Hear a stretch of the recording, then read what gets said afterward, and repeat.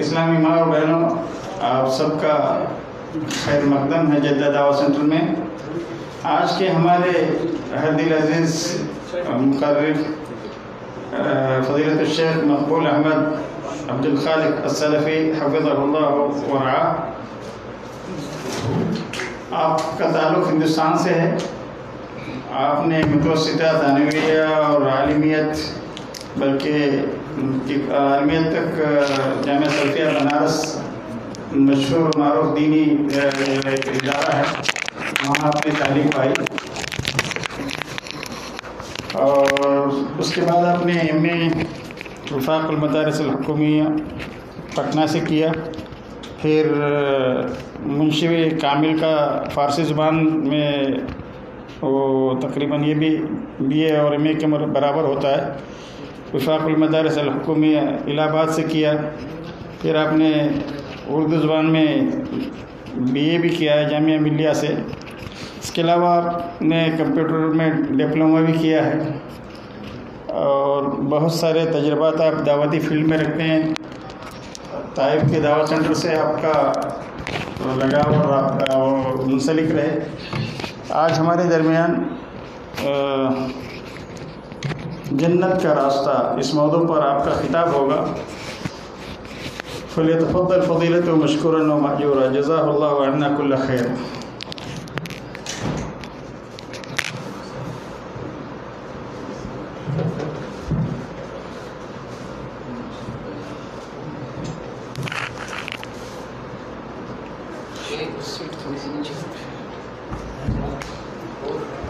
کرسی اونچا کریں، اونچی کر سکتے ہیں، ٹھیک ہے۔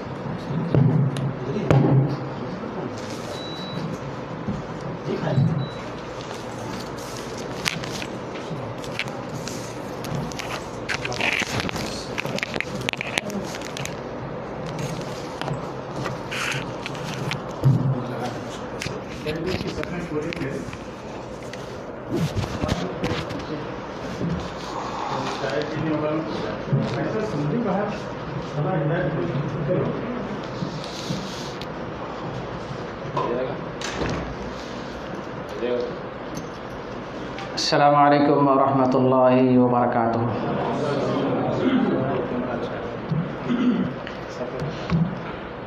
الحمد للہ رب العالمین، والصلاة والسلام علی سید الانبیاء والمرسلین ومن تبعہم بإحسان الی یوم الدین، اما بعد۔ اعوذ باللہ من الشیطان الرجیم، بسم اللہ الرحمن الرحیم۔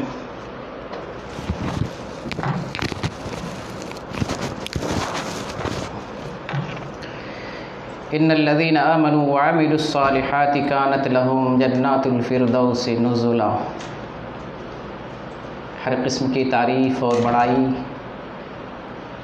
اللہ رب العالمین کے لیے ہے، جو اس پورے سنسار کا اکیلا بنانے والا ہے، اکیلا چلانے والا ہے، اور اس سنسار کی ہر چیز پر اسی کی حکمرانی ہے، اسی کی بادشاہت ہے۔ وہی اپنی تدبیر سے اس پوری دنیا کو چلا رہا ہے۔ درود و سلام کا نزول ہو اللہ کے تمام پیغمبروں پر، بالخصوص ہم سب کے پیارے رسول محمد صلی اللہ علیہ وسلم پر۔ عزیز دوستوں، پیارے بھائیوں اور ماں اور بہنوں، اللہ رب العالمین نے ہمیں بہت ساری نعمتوں سے نوازا ہے، قسم قسم کی نعمتوں سے نوازا ہے، بہت ساری خوبیوں سے نوازا ہے، ان گنت انعامات، اکرام اور لطف و کرم سے نوازا ہے۔ اللہ کی نعمتوں کو گن نہیں سکتے، شمار نہیں کر سکتے، ان نعمتوں کا اندازہ نہیں کر سکتے ہیں۔ ان نعمتوں کے علاوہ ایک ایسی نعمت ہے جس کا کوئی مقابلہ نہیں ہے، جو بے مثال ہے، عظیم ہے، قیمتی ہے، وہ ایمان کی نعمت ہے۔ ہم غریب ضرور ہیں، لیکن ایمان کی دولت ہے۔ یہ دولت ایمان ایسی دولت ہے جو بے مثال ہے، اس کو کوئی تول نہیں سکتا، اس کو کوئی خرید نہیں سکتا ہے، اس کا کوئی مول نہیں لگا سکتا ہے۔ ایسی دولت اللہ تعالیٰ نے ہمیں عنایت کی ہے۔ اللہ کی اس نعمت پر رب العالمین کا جتنا شکریہ بجا لایا جائے کم ہے۔ اللہ رب العالمین کا اس نعمت پر جتنا شکریہ بجا لایا جائے کم ہے۔ دنیا کی نعمتوں کی بات نہیں کر رہا ہوں، دنیا کی نعمتیں لاکھوں کروڑوں ہیں، گن نہیں سکتے ہیں۔ زمین کے اوپر، زمین کے بیچ میں، زمین سے اوپر آسمان میں لاکھوں کروڑوں نعمتیں ہیں اللہ کی، جن نعمتوں کو دیکھتے ہیں، محسوس کرتے ہیں، فائدہ اٹھاتے ہیں، ان کی میں بات نہیں کر رہا ہوں، اور ان نعمتوں کی بھی بات نہیں کر رہا ہوں جو ہمارے جسم میں ہیں۔ اللہ نے ہمارے جسم کے اندر ہزاروں خوبیاں، ہزاروں نعمتیں رکھی ہیں، اور اللہ کا کرم ہے کہ ہم ان نعمتوں سے فائدہ اٹھاتے ہیں، اور اللہ کا کرم ہمارے اوپر، ہمارے جسم پر، ہماری زندگی پر ہمیشہ ہے۔ ایک بڑی تکلیف والی بات میں ذکر کرنا چاہتا ہوں۔ وہ تکلیف کی بات یہ ہے کہ بہت سارے مسلمان جو مزدور ہیں، کمانے والے ہیں، روزی روٹی میں لگے رہتے ہیں، وہ یہ سوچتے ہیں کہ ہم محنت کرتے ہیں، مزدوری کرتے ہیں تو پیسہ ملتا ہے، اگر محنت مزدوری نہ کریں روزی نہیں ملے گی۔ جبکہ ہم آپ کو بتا رہے تھے کہ سب سے بڑی نعمت ایمان کی نعمت ہے۔ وہ ایمان ہمیں بتاتا ہے اللہ رازق ہے، رزق دینے والا ہے۔ آپ حرکت کرتے ہیں، روزی اللہ دینے والا ہے۔ یہ غیر مسلموں کا نظریہ ہے، اس کی فکر ہے، اس کی سوچ ہے کہ ہمیں جو کچھ ملتا ہے محنت کے بدلے ملتا ہے۔ یہ مسلمانوں کی سوچ نہیں ہونی چاہیے۔ مسلمانوں کی پہلی سوچ رزاق اللہ ہے۔ جو اللہ ہمیں، آپ کو دنیا میں آنے کے بعد کہتے ہیں کہ محنت کرنے سے روزی دیتا ہے اللہ، وہی اللہ کیا آپ کو ماں کے پیٹ میں روزی نہیں دیا تھا؟ اس وقت آپ کون سی محنت کر رہے تھے؟ کس کام پہ جا رہے تھے؟ کون سا جاب تھا آپ کے پاس؟ کون سا عہدہ تھا؟ کتنی ڈیوٹی کرتے تھے؟ اللہ نے آپ کو روزی نہیں دی؟ ماں کے پیٹ سے نکل آئے تو آپ بڑے نظریات کو جو ہے آپ نے بدل لیا۔ ہمارا جو نظریہ وہ یہ ہے کہ اللہ روزی دینے والا ہے۔ ہم ضرور اسباب اپناتے ہیں، محنت کرتے ہیں، لیکن روزی دینے والا اللہ، یہ ہمارا ایمان ہے۔ تو جو دولت ایمان کی ہمیں ملی ہے وہ دولت بڑی عظیم ہے، بے مثال ہے۔ اسی دولت سے ہم اس دنیا میں دوسری قوموں سے ممتاز ہوتے ہیں، دوسری قوموں سے ہمارا تشخص الگ بنتا ہے۔ اسی نعمت کی بنیاد پر ہماری پہچان الگ بنتی ہے، ہماری ایک صف بنتی ہے، ایک جماعت بنتی ہے، ایک علامت بنتی ہے۔ وہ ایمان کی بنیاد پر جہاں بھائی چارہ ہے، ایک امت ہے، ایک دین ہے، ایک اسلام ہے، ایک قرآن ہے، ایک رب ہے جس کی مل جل کر عبادت کرتے ہیں، جس میں تفرقہ بازی نہیں ہے، اختلاف نہیں ہے، انتشار نہیں ہے، جھگڑا لڑائی نہیں ہے، جہاں محبت ہے، الفت ہے، پیار ہے، اور سب سے بڑی بات یگانگت ہے اور اتحاد ہے۔ یہ میں تمہیدی بات کر رہا تھا، اسی ایمان کے میں راستے پر آ رہا ہوں کہ جو ایمان اللہ نے دیا ہے، جو ایک دولت ہے، آپ سے کوئی خرید نہیں سکتا۔ آنکھ بیچ سکتے ہیں، کان بیچ سکتے ہیں، جگر بیچ سکتے ہیں، خون بیچ سکتے ہیں، جسم کا ایک حصہ ڈونیٹ کر سکتے ہیں، بیچ سکتے ہیں، ایمان نہیں بیچ سکتے۔ ایمان وہ دولت ہے جو بازار میں نہیں بکتا ہے، اللہ کی ہدایت سے ملتا ہے، اور جسے اللہ کی ہدایت نصیب نہ ہو ایمان سے محروم ہوتا ہے۔ اس لیے ہم غریب ضرور ہیں، ہم قلاش ہیں، ہم فقیر ہیں، مسکین ہیں، ہم مظلوم ہیں۔ دنیا میں ہمارے پاس قوت نہیں ہے جس کی وجہ سے ہم آج مارے جا رہے ہیں، کاٹے جا رہے ہیں، ذبح کیے جا رہے ہیں، ہمارے اوپر ظلم کیا جا رہا ہے۔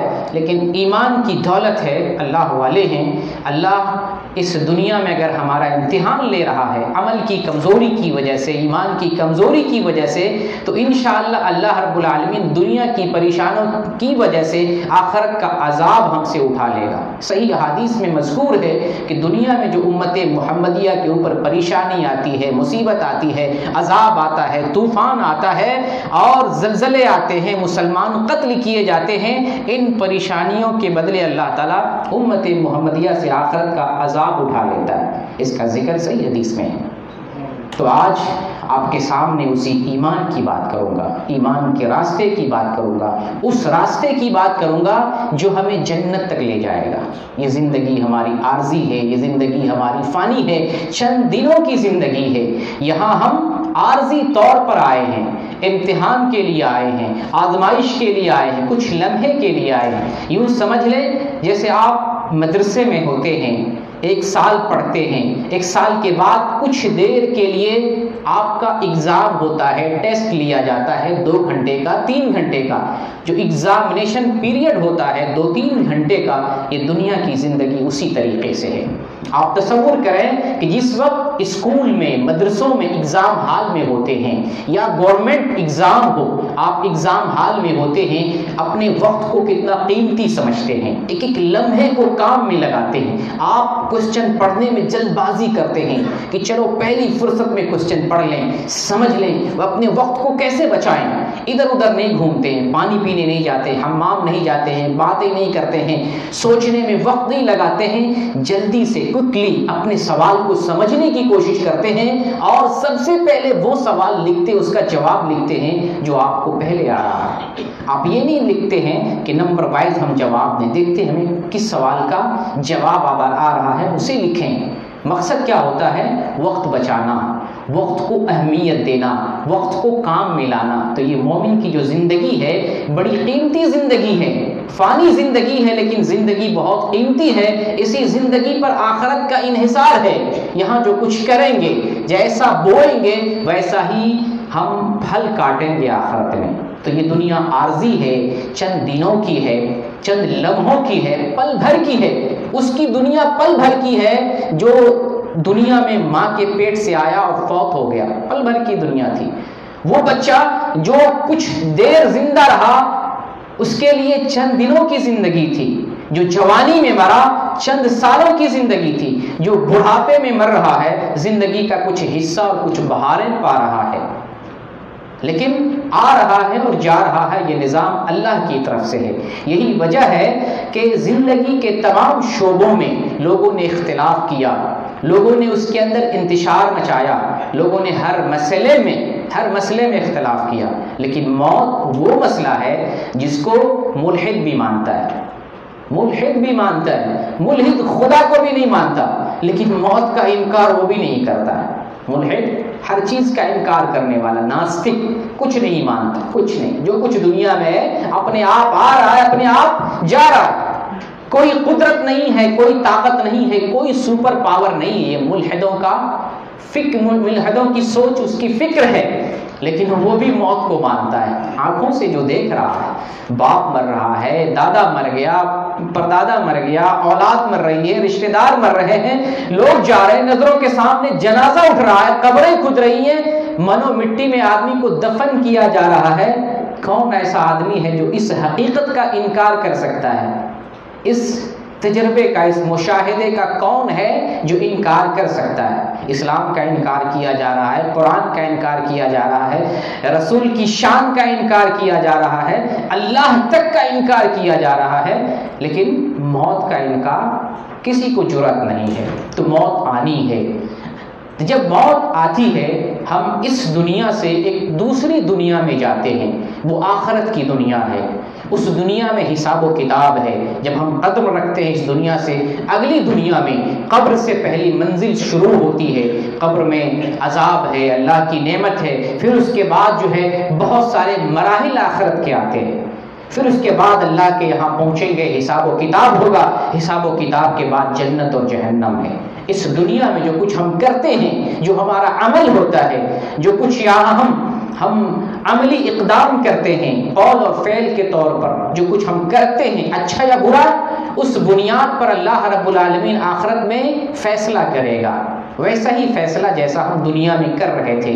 اچھا کام تھا، اچھی زندگی تھی، بہتر عمل تھا، اللہ بہتر نتیجہ دے گا۔ اور اگر دنیا کی زندگی بہتر نہیں تھی، بری زندگی تھی، غلط کاموں میں زندگی گزری ہے، اللہ کی نافرمانی میں زندگی گزری ہے، لوگوں کو تکلیف دینے میں زندگی گزری ہے، دین سے ہٹ کر بے دینی والی زندگی گزری ہے، ویسا ہی نتیجہ آخرت میں آنے والا ہے۔ تو اس دنیا کے بعد جو آگے والی دنیا ہے وہ ہمیشگی والی دنیا ہے۔ یہ دنیا عارضی اور آنے والی دنیا آخرت کی دنیا ہمیشگی والی دنیا ہے۔ قرآن اس پر گواہ ہے، وَإِنَّ الْآخِرَةَ هِيَ دَارُ الْقَرَارِ، آخرت دار القرار ہے۔ دار القرار کسے کہتے ہیں؟ باقی رہنے والی جگہ، وہ گھر جو باقی رہنے والا۔ یہ گھر دیکھیں، یہ کتنے سال کی یہ بلڈنگ ہے، 20 سال 40 سال کی، کچھ سالوں میں بلڈنگ ٹوٹ جائے گی۔ یہ گھر، دنیا کا گھر ٹوٹ جاتا ہے، مضبوط سے مضبوط گھر بناتے ہیں، ٹیکنالوجی کا استعمال کرتے ہیں، جدید ٹیکنالوجی کا استعمال کرتے ہیں، بڑے بڑے پلانٹ لگاتے ہیں، موٹا موٹا سریا لوہا لگاتے ہیں، اور جدید ٹیکنالوجی پر بنایا ہوا مکان دھوست ہو جاتا ہے، زمین بوس ہو جاتا ہے، ایک وقت آتا ہے اسے توڑنا پڑتا ہے یا خود بخود ٹوٹ جاتا ہے۔ آخرت کا جو گھر ہے وہ ٹوٹے گا نہیں، ہم اپنے عملوں سے بناتے ہیں، اس گھر میں ہمیں ہمیشہ رہنا ہے۔ جو جنت میں گیا اس گھر میں ہمیشہ رہنا ہے، جو جہنم میں جائے گا اس گھر میں وہ ہمیشہ رہے گا۔ جنت اور جہنم دو الگ الگ گھر ہیں، دو الگ الگ کوٹھری ہے، دو الگ الگ مکانات اور رہائشیں ہیں۔ ایک جگہ آرام ہے، ایک جگہ نعمت ہے، آرام ہے، آشائش ہے، اچھی چیزیں ہیں، ہر قسم کی نوازشیں ہیں، اکرام ہے۔ اور ایک جگہ وہ ہے جس میں تکلیف ہے، جس میں گھبراہٹ ہے، جس میں چلانا ہے، جس میں پیپ پینا ہے، خون پینا ہے، زہر پینا ہے، جس میں تکلیف برداشت کرنی ہے، آگوں میں جلنا ہے، جس میں سانپ ڈسیں گے، جس میں اللہ کا عذاب ملے گا۔ اب ہمارے اوپر ہے، ہمارے اوپر منحصر ہے کہ ہم اس دنیا سے مرنے کے بعد جو اگلی دنیا میں جائیں گے، جو ہمیشگی والی دنیا ہے، کبھی ختم نہیں ہوگی، جو ہمیشگی والی دنیا ہے، اب ہمارے اوپر یہ ہے کہ ہم وہاں تکلیف والا گھر پسند کرتے ہیں ہمیشہ کے لیے، یا آرام والا گھر پسند کرتے ہیں ہمیشہ کے لیے۔ ہمارے اوپر ڈیپینڈ کرتا ہے۔ ہم دنیا میں اپنے گھر جب بناتے ہیں تو پڑوس میں دیکھتے ہیں اس نے کیسا بنایا، اس سے بہتر بناتے ہیں۔ خاص طور سے سعودی عرب میں، یا جن کے پاس جتنا پیسہ ہو، جس کے پاس زیادہ سے زیادہ پیسہ ہوتا ہے، وہ کمپیریزن کرتا ہے، مقابلہ کرتا ہے، پڑوس میں کیسا گھر ہے، ہم اس سے بہتر بنائیں گے۔ اگر اس کی بنیاد ایک کمر تک ہے، ہم اس سے بھی اونچا لے جاتے ہیں، بنیاد میں بھی مقابلہ کرتے ہیں، گھر میں مقابلہ کرتے ہیں، ڈیزائن میں مقابلہ کرتے ہیں، نمائش میں مقابلہ کرتے ہیں، مضبوطی میں مقابلہ کرتے ہیں، فلور بنانے میں مقابلہ کرتے ہیں دنیا میں۔ کیا آخرت میں ہم یہ سوچ نہیں رکھتے ہیں کہ ہمارا گھر اچھا ہو؟ پڑوس والے کو اگر بدترین ٹھکانہ مل رہا ہے، جہنم مل رہا ہے، کیا ہم اس سے عبرت نہیں لیں گے کہ اس کو جو ہے تکلیف والی جگہ مل رہی ہے، اس سے ہم اس کی جگہ سے بچیں، اس سے دور رہیں، ہم بہتر گھر بنائیں؟ تو یہ ہمارے اوپر منحصر ہے، یہ ہماری اپنی چاہت ہے کہ ہم کیسا گھر پسند کرتے ہیں آخرت میں۔ ہمیشہ آرام والا گھر پسند کرنا چاہتے ہیں یا ہمیشہ تکلیف والا گھر پسند کرنا چاہتے ہیں؟ تو جنت وہ گھر ہے، وہ جگہ ہے جہاں ہمیشہ آرام ہے، اور جہنم وہ جگہ ہے جہاں پر ہمیشہ تکلیف ہے، ہمیشہ پریشانی ہے، اور ہمیشہ آپ کو جو ہے وہاں پر دکھ جھیلنا پڑے گا۔ ابھی میں نے قرآن کی ایک آیت پیش کی تھی، اس آیت میں اللہ رب العالمین ذکر کرتا ہے ان الذین آمنوا وعملوا الصالحات، ان الذین آمنوا وعملوا الصالحات كانت لهم جنات الفردوس نزلا۔ بے شک وہ لوگ جو ایمان لائے، ایمان کی بات کر رہا تھا، ایمان سے بڑھ کر کچھ نہیں ہے، ایمان سے بڑھ کر کچھ نہیں ہے، اس سے بڑھ کر کوئی دولت نہیں ہے، گھر میں ایک روپیہ نہ ہو لیکن آپ کے پاس ایمان ہے، آپ یہ احساس کریں کہ مجھ سے زیادہ پیسے والا نہیں ہے کوئی، مجھ سے زیادہ قیمتی انسان اس دنیا میں کوئی نہیں ہے۔ وہ کون سا ایمان تھا ابو بکر کے پاس کہ جب رسول اللہ نے کہا اللہ کے راستے میں صدقہ کرو، زکوٰۃ دو، مال لگاؤ، ابو بکر صدیق رضی اللہ عنہ گھر کا سارا سامان لے کر آ گئے. کیا بچا تھا گھر میں؟ اللہ اور اس کے رسول کی محبت. کیوں سارا سامان لا کر قدم رسول میں ڈال دیا؟ اس لیے کہ ایمان کافی ہے. گھر میں سامان ہو نہ ہو، اس کی ایمان والوں کو پرواہ نہیں ہوتی ہے. دل میں ایمان ہو اس کی پرواہ ہوتی ہے. تو اگر آپ کے پاس ایمان کی دولت ہے تو آپ سمجھ لیں، یہ احساس کریں اور فخر محسوس کریں، مجھ سے زیادہ دولت مند کوئی نہیں ہے. اگر فقیر بھی ہیں، مسکین بھی ہیں، سائل بھی ہیں، گھر نہیں ہے، کھانے کے لیے سہولتیں نہیں ہیں، سفر کرنے کے لیے اچھی گاڑی نہیں ہے، گھر میں کام کاج کرنے کے لیے نوکر چاکر اور خادم نہیں ہے، لیکن ایمان ہے، آپ سمجھ لیں ابو بکر صدیق کو یاد کریں. گھر کا پورا سامان رسول کی خدمت میں پیش کر دیا. رسول نے جب پوچھا تم نے گھر والوں کے لیے کیا چھوڑا ہے، جواب دیتے میں نے گھر والوں کے لیے اللہ اور اس کے رسول کی محبت کو چھوڑ آیا ہوں. یہ ہے ایمان، یہ ہے ایمان. تو اسی ایمان کی میں بات کر رہا ہوں. ان الذین آمنوا وعملوا الصالحات، بے شک وہ لوگ جو ایمان لائے اور عمل صالح کیے، کانت لہم جنات الفردوس نزلا، ان کے لیے آخرت میں باغوں والے فردوس، جنت الفردوس کے باغات ہیں، مہمانی کے طور پر، میزبانی کے طور پر. یہاں اگر آپ ایمان لاتے ہیں اور عمل صالح کرتے ہیں، ایمان بچا کر اللہ کے پاس لے جاتے ہیں، ایمان کا تقاضا پورا کرتے ہیں، اللہ آپ کی میزبانی کرے گا جنت دے کر. ہمارے گھر میں کوئی آتا ہے، پانی دیتے ہیں، شربت دیتے ہیں، چائے دیتے ہیں، اللہ ہمیں جنت الفردوس دے گا. سبحان اللہ. کس کو دے گا؟ ایمان والے کو. آپ قیمتی ہیں کہ نہیں؟ قیمتی ہیں کہ نہیں؟ ہمارے گھر میں جتنے بڑے پیسے والا آتا ہے، ہم گھر میں اتنا بڑا سامان اس کے لیے پیش کرتے ہیں. اگر چھوٹا رشتہ دار آ جائے چائے پہ ٹڑکا دیتے ہیں، بڑا رشتہ دار آ جائے بریانی بنا لیتے ہیں، اگر کوئی لیڈر آ جائے بڑے اچھے عمدہ پکوان کا انتظام کرتے ہیں. جس کیٹیگری کا انسان ہمارے گھر میں آ رہا ہے ہم ویسی ضیافت کرتے ہیں. اس دنیا میں ہمارے پاس کچھ نہیں ہے، کوئی اسٹیٹس نہیں ہے، کوئی جو ہے کوئی دنیاوی جاہ و جلال نہیں ہے، منصب نہیں ہے، کرسی نہیں ہے، جائیداد نہیں ہے. ایمان ہے، ایمان کی دولت ہے. اللہ کے پاس جائیں گے، اللہ تعالیٰ قرآن میں بتا رہا ہے کہ ہم میزبانی کے طور پر پانی نہیں دیں گے، ہم تمہیں صرف شربت نہیں دیں گے، ہم تمہیں سوکھا کھانا نہیں دیں گے، چائے بسکٹ پہ نہیں رکھیں گے، تمہیں جنت الفردوس دیں گے. صحیح بخاری کی حدیث ہے، محمد رسول اللہ صلی اللہ علیہ وسلم ارشاد فرماتے ہیں کہ جب تم اللہ سے سوال کرو تو جنت الفردوس کا سوال کرو. اسی جنت الفردوس کا ذکر اس آیت میں ہو رہا ہے کہ جب تم اللہ سے مانگو، دعا مانگو تو جنت الفردوس کا سوال کرو، کیونکہ یہ جنتوں میں سب سے اعلیٰ جنت ہے، سب سے اعلیٰ مرتبہ ہے جنت کا. اور اسی جنت سے جنت کی سارے نہریں جاری ہوتی ہیں. وہ جنت کب ملے گی؟ یہاں سے ایمان کی دولت لے کر جائیں گے، عمل صالح لے کر جائیں گے. تو ہم مسلمان ہیں، ہمارے پاس ایمان ہے، اس ایمان کی حفاظت کرنی ہے، اس کی قیمت کو پہچاننا ہے. ہم پہچانتے نہیں. افسوس ہے مسلمان ہو کر ہم ایمان کی قیمت کو نہیں پہچانتے. کبھی کبھی پیسہ نہ ہونے پر مایوس ہو جاتے ہیں، اللہ نے ہمیں غریب کیوں بنایا؟ بھائی آپ یہ کیوں نہیں سوچتے ہیں اللہ تعالیٰ نے ایمان کی دولت دیا ہے، اللہ نے ایمان کی دولت دیا ہے. جب موسیٰ علیہ السلام نے اللہ سے سوال کیا ہے اللہ مجھے کچھ چاہیے، کچھ عنایت کریں، کچھ ہمیں نوازیں، اللہ نے موسیٰ علیہ السلام کو کہا کہ تم لا الہ الا اللہ پڑھو، لا الہ الا اللہ. موسیٰ علیہ السلام کہتے ہیں اللہ یہ تو سب جانتا ہے، ہر کسی کو معلوم ہے، ہم چاہتے کچھ انوکھی چیز کسی کو پتہ نہ ہو، بڑی عظیم چیز. تو اللہ تعالیٰ نے فرمایا کہ تمہیں پتہ نہیں ہے یہ لا الہ الا اللہ ترازو کے ایک پلڑے میں رکھ دیا جائے اور دنیا کی ساری چیزیں ترازو کے دوسرے پلڑے میں رکھ دیا جائے، لا الہ الا اللہ وزنی ہو جائے گا. آپ کیوں نہیں سوچتے اتنا وزندار آدمی ہے، ایمان آپ کے پاس، لا الہ الا اللہ آپ کے پاس، بہت قیمتی آدمی ہے.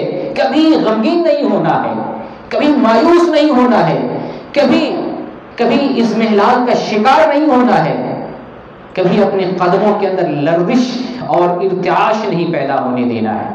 اپنے قدم کو مضبوط رکھنا ہے، اپنے ایمان کو قائم رکھنا ہے اور ایمان پر ثابت قدم رکھنا ہے. ہر لمحہ یہ احساس رہے ایمان کی دولت ہے، کچھ ہو نہ ہو. ابو بکر رضی اللہ عنہ کی طرح گھر میں کچھ ہے نہیں ہے، اللہ کے راستے میں لٹا دے، لیکن یہ سوچے ہمارے پاس ایمان کی دولت ہے. تو میں عرض کر رہا تھا جو ایمان بڑی قیمتی چیز ہے، بڑی عظیم شے ہے، اس ایمان کی بدولت اللہ رب العالمین جنت الفردوس میزبانی کے طور پر دے گا، مہمانی کے طور پر. آؤ تم میرے مہمان ہو، تمہارے لیے میں نے جنت تیار کر رکھی ہے، تمہیں مہمانی کے طور پر، میزبانی کے طور پر ہم جنت پیش کرتے ہیں. اللہ ہمیں جنت نصیب فرمائے گا. تو میں ذکر کر رہا تھا کہ یہ دنیا عارضی ہے اور آنے والی دنیا مستقل دنیا ہے، ہمیشہ رہنے والی دنیا ہے، وہ کبھی ختم نہیں ہوگی. اس دنیا میں جنت ہے، جہنم ہے، اور جنت آرام والی جگہ ہے، جہنم تکلیف والی جگہ ہے. یہ ہمارے اوپر منحصر ہے کہ ہم تکلیف والے گھر کو پسند کریں یا آرام والے گھر کو پسند کریں.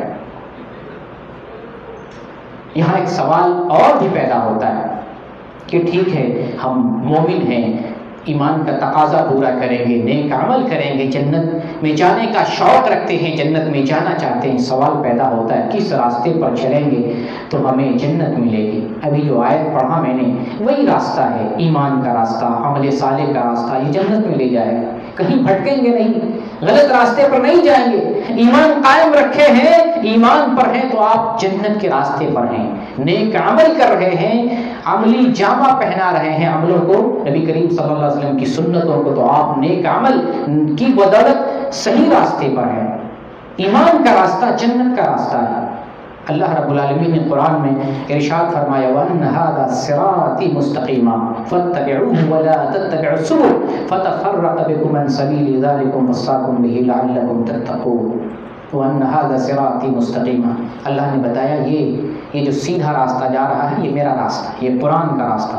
صراط یہاں ان هذا سے مراد یہاں دین اسلام، شریعت محمدیہ، قرآن کا راستہ، احکام شریعت کا راستہ. یہ جو راستہ ان هذا صراطی مستقیمہ، یہ جو راستہ ہے قرآن کا، دین اسلام کا، احکام شریعت کا، یہ راستہ صراط مستقیم ہے، سیدھا راستہ ہے. فاتبعوه، اسی راستے کی پیروی کرو. ولا تتبعوا السبل، دوسرے راستوں کی پیروی مت کرو. فتفرق بكم عن سبیلہ، دوسرے راستوں پر چلو گے تو سیدھے راستے سے بھٹک جاؤ گے، صراط مستقیم سے بھٹک جاؤ گے. ذالکم وصاکم بہ لعلکم تتقون، اللہ تعالیٰ نے تمہیں اسی کا حکم دیا ہے، تاکید حکم دیا ہے سیدھے راستے کی اتباع کرو. فاتبعوه ولا تتبعوا السبل، صراط مستقیم کی پیروی کرو، دائیں بائیں مڑ کے نہ چلو، سیدھے راستے پر چلو. ذالکم وصاکم بہ، اللہ تعالیٰ اسی کا حکم دیتا ہے، تاکیدی حکم دیتا ہے. ذالکم وصاکم بہ لعلکم تتقون، تاکہ تم اللہ تعالیٰ سے ڈرتے رہو. سیدھا راستہ جنت کا ہے. جنت کا راستہ کیسا؟ ٹیڑھا نہیں ہے. اس آیت کی تفسیر میں رسول اللہ صلی اللہ علیہ وسلم نے بیان فرمایا ہے. ایک مرتبہ آپ نے سیدھا راستہ کھینچا، صراط مستقیم، آپ نے کہا یہ اسلام کا راستہ ہے، یہی صراط مستقیم سیدھا. پھر آپ نے دائیں بائیں کچھ راستے کھینچے، سیدھے راستے کے دائیں کچھ راستے اور بائیں کچھ راستے. آپ نے فرمایا یہ جو سیدھا راستہ یہی میرا راستہ ہے، یہی دین اسلام کا راستہ ہے، یہی راستہ جنت تک تمہیں لے جائے گا. اس کے جو دائیں اور بائیں کچھ راستے ہیں یہ شیطان کا راستہ ہے، اس پر نہ چلنا، شیطان تمہیں بھٹکا دے گا، ورغلا دے گا، سیدھے راستے سے تمہیں بھٹکا دے گا. تو جنت کا راستہ سیدھا تو ہے. ایک سمجھنے والی بات میں آپ کو بتا رہا ہوں، جنت کا راستہ سیدھا ہے لیکن کانٹوں بھرا ہے. سمجھ رہے ہیں؟ جنت کا راستہ سیدھا ہے لیکن کانٹوں بھرا ہے، اس پہ کانٹے ہی کانٹے ہیں. مثال آپ کو دوں کیسے کانٹوں بھرا ہے.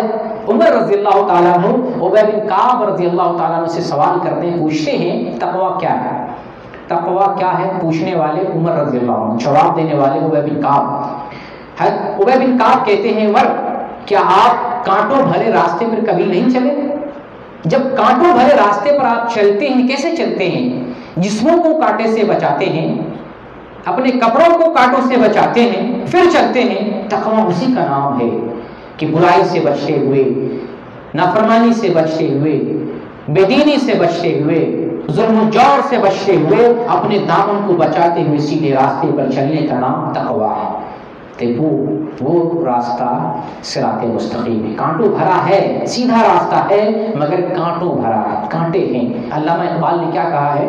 چونی گویم مسلمانم بلرزم، چونی گویم مسلمانم بلرزم کہ دانم مشکلات لا الہ را۔ میں جانتا ہوں، چونی گویم مسلمانم، مجھے فخر ہے، معلوم ہے میں مسلمانم، میں مسلمان ہوں۔ چونی گویم مسلمانم، چونی گویم بلرزم کہ دانم مشکلات لا الہ را۔ میں جانتا ہوں میں مسلمان ہوں، جب میں یہ احساس کرتا ہوں کہ میں مسلمان ہوں میرا بدن کانپنے لگتا ہے۔ چونی گویم مسلمانم بلرزم، بدن کانپنے لگتا ہے۔ مسلمان ہونا کوئی چھوٹی موٹی بات نہیں ہے، ایمان والا ہونا کوئی معمولی اور حقیر بات نہیں ہے۔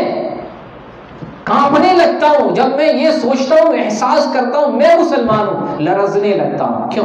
کہ دانم مشکلات لا الہ را، کہ میں جانتا ہوں لا الہ الا اللہ کے کچھ مشکلات ہیں، لا الہ الا اللہ پر چلنے میں پریشانی ہے، اس راستے پر چلنے میں صبر کرنا ہے، صبر کا دامن تھامنا۔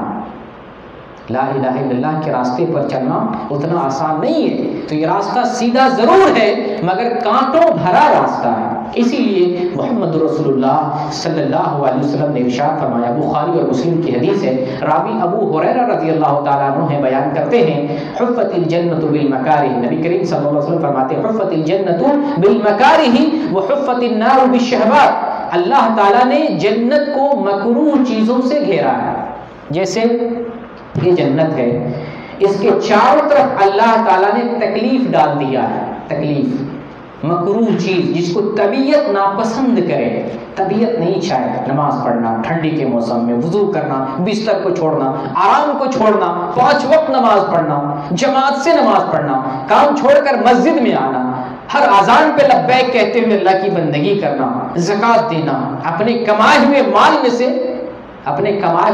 میں سے حصہ نکالنا غریب اور محتاج کا، حج کرنا، عمرہ کرنا، لوگوں کی مدد کرنا، دین پر عمل کرنا، اللہ طبیعت نہیں چاہتی، تو اللہ تعالیٰ نے ان تکلیفوں سے جنت کو گھیر دیا۔ حفت الجنت بالمکارہ، اسی کو مکاری کہتے ہیں، مکروہ چیز جس کو طبیعت نہیں چاہتی، اللہ نے جنت کو ایسی چیزوں سے گھیر دیا۔ وحفت النار بالشہوات، اور جیسے یہ جہنم ہے، اللہ نے جہنم کے چاروں طرف شہوت کو ڈال دیا، شہوت، مرضی کرے جہنم میں جائیں، مرضی پہ چلے جہنم میں جائیں، طبیعت کی بات مانیں جہنم میں جائیں، موج مستی کریں جہنم میں جائیں، جو جی میں آئے کریں جہنم میں جائیں۔ اللہ نے شہوتوں کے ذریعے جہنم کو گھیر دیا ہے۔ شہوت اپنی خواہش پر چلنا، اپنے ضمیر کا غلام بن جانا، اپنی طبیعت کا عادی بن جانا، اپنی طبیعت کی مرضی پر چلنا، یہ خواہشات ہے، اور اللہ نے جہنم کو ایسی چیزوں سے گھیر دیا ہے۔ یہ بخاری اور مسلم کی حدیث ہے۔ اس کی تفصیل میں بتاتا ہوں، اس کی تفصیل ایک حدیث میں آئی ہے، ابو داؤد کی حدیث ہے 4744 نمبر کی، اور ترمذی میں ہے 2560 نمبر کی۔ اس کے راوی ابو ہریرہ رضی اللہ تعالیٰ عنہ ہیں۔ نبی کریم صلی اللہ علیہ وسلم بیان کرتے ہیں، بڑی پیاری حدیث ہے، اس کو سنیں اور نصیحت حاصل کرنے کی کوشش کریں۔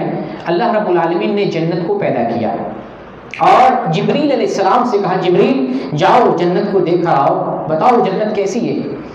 جبریل علیہ السلام جنت دیکھ کر آتے ہیں اور اللہ سے کہتے ہیں، اللہ تیری عزت کی قسم، تیرے جلال کی قسم، تیری قدرت کی قسم، جنت تو ایسی چیز ہے اگر کوئی سن لے اسی میں جانے کی کوشش کرے گا، کوئی سن لے اس کے بارے میں، سن لے صرف اس میں جانے کی کوشش اور تمنا کرے گا، چاہت کرے گا۔ اللہ نے پھر جنت کو گھیر دیا مکروہ چیزوں سے، جو بتایا میں نے، تکلیف سے گھیر دیا، کانٹوں سے گھیر دیا، پریشانیوں سے گھیر دیا، اور جبریل علیہ السلام کو کہا جاؤ اب جنت کو دیکھ کر آؤ۔ جبریل علیہ السلام گئے، جنت دیکھ کر آئے اور اللہ سے کہا، اللہ تیری عزت کی قسم، لگتا ہے کہ اس میں داخل ہی نہیں ہو پائے گا، اتنے کانٹوں کو کون برداشت کرے گا، اتنی تکلیف پر کون صبر کرے گا، اتنی مشقتوں کو کون انگیز کرے گا، مجھے لگتا ہے، مجھے ڈر ہے اس جنت میں کوئی داخل نہیں ہو پائے گا۔ پھر اللہ رب العالمین نے جہنم کو پیدا کیا اور جبریل علیہ السلام سے کہا، جاؤ ذرا جہنم کا نظارہ بھی کراؤ، بتاؤ وہ کیسا ہے، کیسی جگہ ہے۔ جہنم دیکھ کر آتے ہیں اور جبریل صاحب کہتے ہیں، اللہ تیری عزت کی قسم، تیری عزت کی قسم، جو کوئی سنے گا اس میں داخل ہونے کی تمنا نہیں کرے گا، اس میں داخل ہونا چاہے گا ہی نہیں، اتنی بدترین جگہ ہے، اتنی بری جگہ ہے، اتنی گندی جگہ ہے۔ پھر اللہ رب العالمین نے جہنم کو شہوتوں سے گھیر دیا، مرضی سے، مرغوبات، جس کو انسان چاہتا ہے، چاہتوں سے، شہوتوں سے اللہ تعالیٰ نے جہنم کو گھیر دیا۔ جبریل کو کہا جاؤ اب دیکھ کر آؤ۔ جبریل علیہ السلام گئے، جہنم کا نظارہ کر آئے اور اللہ سے عرض کیا، اللہ تیری عزت کی قسم مجھے ڈر ہے اب کوئی اس سے بچ نہیں پائے گا، کوئی اس سے بچ نہیں پائے گا، مجھے ڈر ہے اس جہنم میں جانے سے کوئی آدمی بچ نہیں پائے گا۔ ایسی جگہ ہر کوئی دنیا میں اپنی مرضی پہ چلتا ہے، اپنی تمنا پہ چلتا ہے، اپنی بات مانتا ہے، اپنے زمین کا غلام بنا ہوا ہے، کون ہے جو اس جہنم سے بچ پائے گا؟ مجھے ڈر ہے کوئی بچ نہیں پائے گا۔ تو اس حدیث سے نصیحت ملتی ہے، جنت ہمیں یہ جو باتیں میں نے بتایا، ان ساری باتوں کا نتیجہ یہ نکل رہا ہے کہ جنت خیال سے نہیں ملے گی، جنت تمنا سے نہیں ملے گی، جنت صرف امید سے نہیں ملے گی، جنت ملے گی صبر کرنے سے، کوشش کرنے سے، پانے سے، اور جنت کے راستے پر چلنے سے۔ جو ایمان ہے، ایمان کا تقاضا ہے، جو عمل ہے اور عملی تقاضے ہیں، ان تقاضوں کو پورا کرنے سے جنت ملے گی۔ یہ ساری حدیثیں جو نصوص میں نے آپ سے بیان کیا، عرض کیا، آپ کو بتایا کہ جنت کا راستہ سیدھا ضرور ہے مگر کانٹوں بھرا ہے، بدن میں کانٹے چبھیں گے، بدن کو تکلیف پہنچے گی، بدن کو گرمی لگے گی، بدن کو حرارت ملے گی، بدن میں تپش لگے گی، بدن کو سردی لگے گی، بدن میں بہت سارے مسائل و مشکلات بدن کو برداشت کرنے پڑیں گے، تب جنت ملے گی۔ جنت کا راستہ تکلیف والا راستہ ہے، مصیبت والا راستہ ہے، پریشانی والا راستہ ہے، اسی لیے اللہ تعالیٰ نے جنت کو مصیبتوں سے گھیرا ہے۔ اور جہنم کا راستہ بڑا سیدھا، جنت کا راستہ کانٹوں بھرا راستہ، سیدھا ہے لیکن کانٹوں بھرا راستہ ہے، جھٹ سے آپ جنت میں چلے جائیں گے، بڑا سیدھا ہے۔ اور جہنم کا راستہ ٹیڑھا میرا ہے لیکن بڑا خوشنما معلوم ہوتا ہے، بڑا پیارا معلوم ہوتا ہے، کیونکہ ان راستوں پہ شیطان بیٹھا ہوا ہے، ان راستوں کو شیطان نے مزین کر دیا، ہمارے لیے خوبصورت بنا دیا۔ ان راستوں کی چمک دمک کو دیکھ کر ہم کھو جاتے، سوچتے ہیں کہیں یہی راستہ تو بہتر نہیں ہے۔ ہم شیطان کے راستے پر چمک دمک کی وجہ سے، ٹیپ ٹاپ کی وجہ سے، خوشنما ہونے کی وجہ سے ان راستوں پر چلنے رکھتے ہیں اور تکلیف والا راستہ چھوڑ کر جنت کے راستے کو کھو بیٹھتے ہیں۔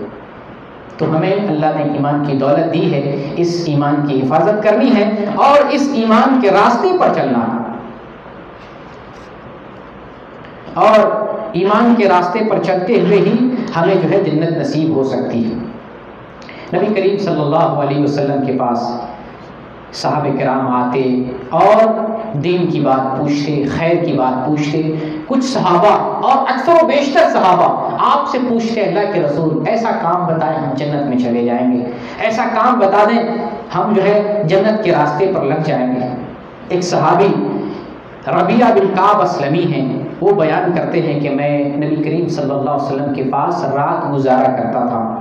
یہ حدیث سنیں اور اس حدیث پر غور کریں اور اس حدیث سے نصیحت حاصل کریں۔ ربیعہ بن کعب اسلمی رسول اللہ صلی اللہ علیہ وسلم کے پاس رات گزارا کرتے تھے، آپ کے لیے ضرورت کی چیزیں لاتے، وضو کا پانی لاتے، حاجت کا پانی لاتے، ضرورت کی چیزیں لاتے۔ جب کوئی خدمت کرتا ہے، مالک کہتے ہیں کچھ چاہیے، کچھ مانگ لو، کچھ ضرورت ہے تو مانگو۔ جیسے ابھی ایک کوئی منسٹر آ جائے کسی گاؤں میں، ایم پی آ جائے، ایم ایل اے آ جائے، آپ سے کہے گاؤں والوں سے مانگو، کیا مانگتے ہو؟ کوئی کہے گا سڑک چاہیے، کوئی کہے گا مجھے گھر چاہیے، کوئی کہے گا مجھے ٹوائلٹ چاہیے، مجھے کار چاہیے، گاڑی چاہیے، مجھے نوکری چاہیے، اپنی اپنی ضرورت کی چیزیں پیش کرے گا۔ رسول اللہ صلی اللہ علیہ وسلم کے پاس ایک خادم ہے، رسول اللہ صلی اللہ علیہ وسلم پوچھتے ہیں کچھ چاہیے بتاؤ، کوئی ضرورت ہے، کچھ کام ہے؟ وہ کہتے ہیں اللہ کے رسول جنت میں آپ کی رفاقت چاہیے، جنت میں آپ کی رفاقت چاہیے۔ آپ سوال ریپیٹ کرتے ہیں، سبحان اللہ، یہ نبی کا انداز ہے کہ سوال ریپیٹ کرتے، ہو سکتا ہے دنیا کی کوئی ضرورت ہو سکتا ہے اس کے پاس کوئی ضرورت ہو، وہ ضرورت مانگ لے، میں پوری کر سکتا ہوں، کہیں سے اس کی ضرورت کو جو ہے میں پوری کر دوں گا۔ سوال ریپیٹ کرتے ہیں، اس کے علاوہ کچھ ہے بتاؤ، سوال کرو، مانگ لو۔ کہتے ہیں اللہ کے رسول اس کے علاوہ کچھ نہیں ہے، جنت میں آپ کی رفاقت چاہیے۔ اگر یہ سوال دنیا میں کیا جائے، ایمان والوں سے کیا جائے، مسلمان سے کیا جائے، ہم لوگوں سے کیا جائے، آپ کو کچھ چاہیے، اسی میں بیٹھے کہ ہمارا 2 مہینے کا جو تنخواہ رکا ہوا مولانا اس کو جو ہے نکلوا دیجیے، نوکری کہیں نہیں مل رہی ہے، نوکری دلا دیجیے، خروج نہیں لگ رہا ہے، خروج لگوا دیجیے، کفیل ہم سے ناراض ہے، ذرا اس کو منوا دیجیے، مجھے اولاد نہیں ہو رہی ہے، اللہ سے دعا کر دیجیے، مجھے پریشانی ہے، کچھ دعا تعویذ کر دیجیے۔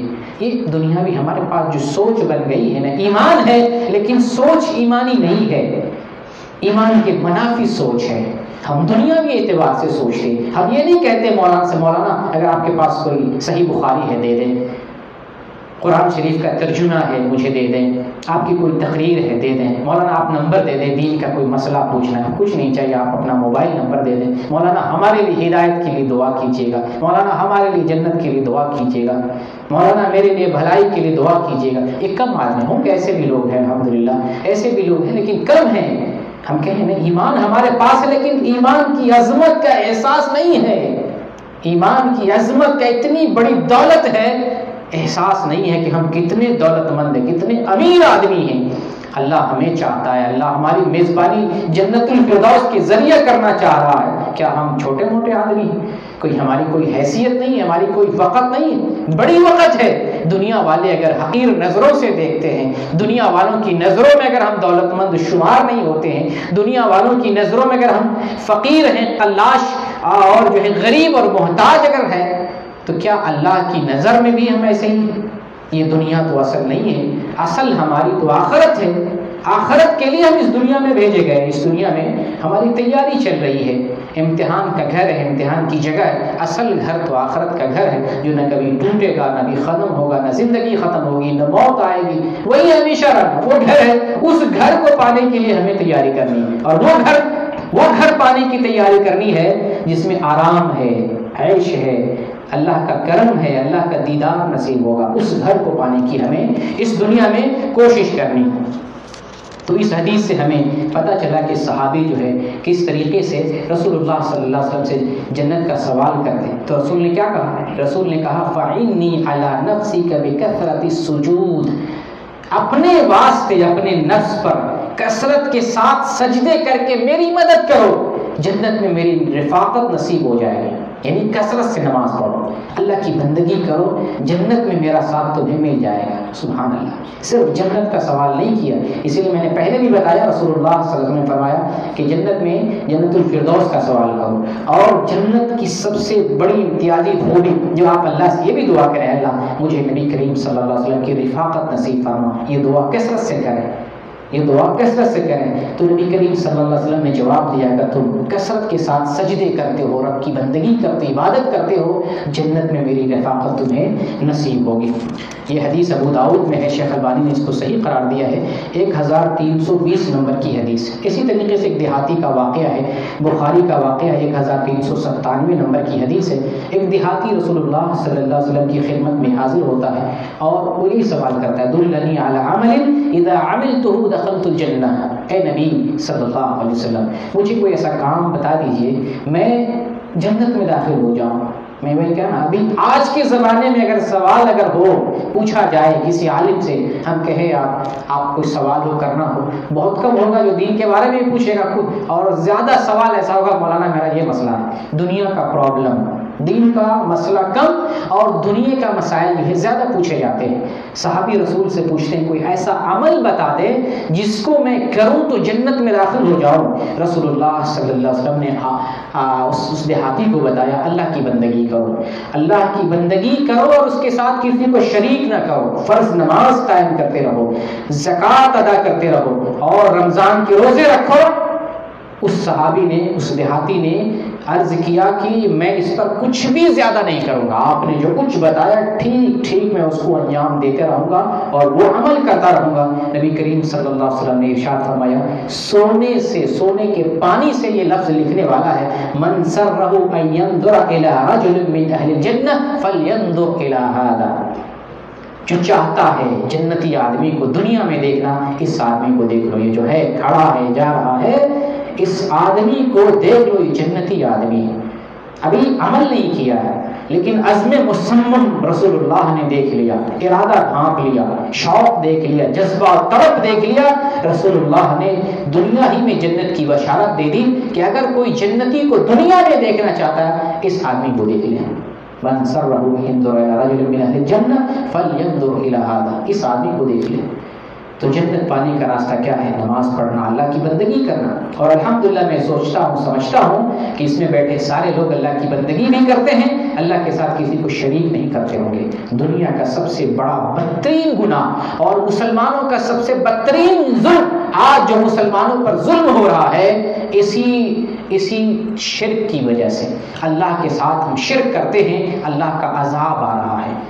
ہماری وجہ سے رسول کی توہین ہو رہی ہے، ہماری وجہ سے۔ شیخ ذل الرحمان صاحب نے جو باتیں آپ کے سامنے کی زمانے اور حالات کے اعتبار سے، بڑی صحیح باتیں تھی۔ میں اس موضوع پر ہی آپ کو بتانا چاہتا ہوں، وہیں سے فائدہ اٹھاتے ہوئے رسول اللہ صلی اللہ علیہ وسلم کے بارے میں اللہ تعالیٰ نے فرمایا لقد کان لکم فی رسول اللہ اسوۃ حسنہ، بے شک تمہارے لیے رسول اللہ صلی اللہ علیہ وسلم کی زندگی میں بہترین نمونہ، ہمارے لیے نمونہ محمد صلی اللہ علیہ وسلم ہے، لیکن ہم نے اپنا نمونہ پیروں کو بنا لیا، اپنا نمونہ امتی کو بنا لیا ہے، اپنا نمونہ ان گجیڑی جو غسل نہیں کرتے ہیں مہینوں اللہ کی بندگی نہیں کرتے، پتہ نہیں وہ مسلمان بھی ہے کہ نہیں ہے، صحیح ایمان بھی ہے کہ نہیں ہے، اس کے ہاتھ پر بیعت کرتے ہیں، اس کا سجدہ کرتے ہیں، جب وہ مر جاتا ہے اس کی قبروں کا طواف کرتے ہیں، سجدہ کرتے ہیں، اس سے اولاد مانگتے ہیں، جو خود بھکاری تھا، جو خود محتاج تھا، غریب اور قلاش تھا، اس کے پیچھے دنیا دیوانہ بنی ہوئی ہے۔ آج میں سمجھتا ہوں، میرا اپنا تجزیہ انالیسس ہے کہ آج دنیا میں مسلمانوں پر اللہ کا عذاب آنے کی سب سے بڑی وجہ مسلمانوں کا شرک کرنا ہے۔ آج اگر مسلمان دنیا سے شرک کو چھوڑ دے، اللہ کا عذاب اٹھ سکتا ہے۔ ہماری وجہ سے اسلام کی توہین کی جا رہی ہے، ہماری اپنی غلطی کی وجہ سے۔ تو اللہ تعالیٰ نے ہمیں رسول کو اپنا اسوہ بنایا، رسول ہمارے قائد ہیں، ہمارے امام ہیں۔ ہم اس پر فخر نہیں کرتے کہ ہمارے امام محمد صلی اللہ علیہ وسلم ہیں، ہم اس پر فخر کرتے ہیں ہمارے امام ابو حنیفہ، ہم اس پر فخر کرتے ہیں۔ امت پر عذاب نہیں آئے گا، ٹھیک ہے وہ عالم ہیں، وہ متقی ہیں، وہ پرہیزگار ہیں، دین کی خدمت کرنے والے ہیں، لیکن ہمارے امام، ہمارے قائد، ہمارے رہبر، جن سے ہم سبق لیتے ہیں، جن کا درس لیتے ہیں، جن کے اسوہ پر ہمیں چلنا ہے، جن کے راستے پر ہمیں چلنا ہے، وہ صرف ایک ہیں، محمد صلی اللہ علیہ وسلم۔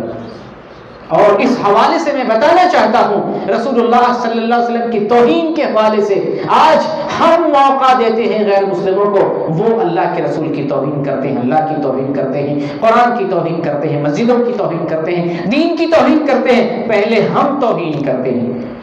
کتنے سارے ایسے واقعات ہندوستان میں ہیں، کسی مسجد میں ایک وہابی نے زور سے آمین کہہ دیا، مارا بھی گیا، دھتکارا بھی گیا، مسجد سے بھگایا بھی گیا، اور یہ مقدمہ بھی کیا گیا، کورٹ کچہری تک یہ مقدمہ پہنچا کہ گاؤں میں فلاں آدمی زور سے آمین بولتا ہے، اس کو روکا جائے، اس پر پابندی لگائی جائے۔ آمین بولنا جرم ہے، سنت ہے۔ ہم اس سنت پر ایک سنی مسلمان کو بدنام کرتے ہیں، اس کو تکلیف پہنچاتے ہیں، کیا یہ رسول کی توہین نہیں ہے؟ سنت رسول کی توہین رسول کی توہین ہے۔ ہم پہلے سنت کی توہین کرتے ہیں، غیر بعد میں سنت کی توہین کرتا۔ پہلے ہم سنت کی توہین کرتے ہیں، کوئی اسلامی داڑھی رکھ لے ہم اس کا مذاق اڑاتے ہیں، کوئی سعودی عرب سے توحید والا دین لے کر اپنا ملک جاتا ہے، توحید کے راستے پر چلتا ہے، پورے گاؤں والے سوشل بائیکاٹ کرتے ہیں، یہ وہابی ہو گیا ہے، یہ ہاتھ جھاڑتا ہے، یہ زور سے آمین بولتا ہے، یہ فاتحہ نہیں پڑھتا، یہ قبروں پہ نہیں جاتا، یہ اولیاء کو نہیں مانتا، یہ اماموں کی توہین کرتا ہے۔ ایک سیدھے سچے مسلمان کی توہین کرتے ہیں، الٹا مجرم معصوم آدمی پر الزام لگاتا، مجرم وہ ہے، سنت کو وہ چھوڑ رہا ہے، صحیح دین سے وہ دور ہے، اور جو صحیح دین پر چل رہا ہے سوشل بائیکاٹ کیا جاتا ہے، سماج میں اسے مجرم کی حیثیت سے پیش کیا جاتا ہے، اس کو مقدموں میں پھنسایا جاتا ہے۔ ڈاکٹر ذاکر نائک جو ہندوستان میں دعوت و تبلیغ کا کام کر رہے تھے، سب سے پہلے پھنسانے والے دیوبندی اور بریلوی۔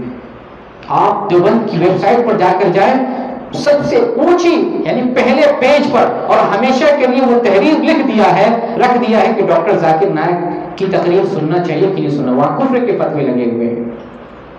پہلے ہم نے بائیکاٹ کیا، ہم نے غیروں کو موقع دیا، اور بریلوی نے تو پتہ نہیں کہاں کہاں کیس درج کیا، کس تھانے میں، اس پر بینڈ لگنا چاہیے، اس کو بند کرنا چاہیے، اس کو جیل میں رکھنا چاہیے۔ غیر کیا کریں گے؟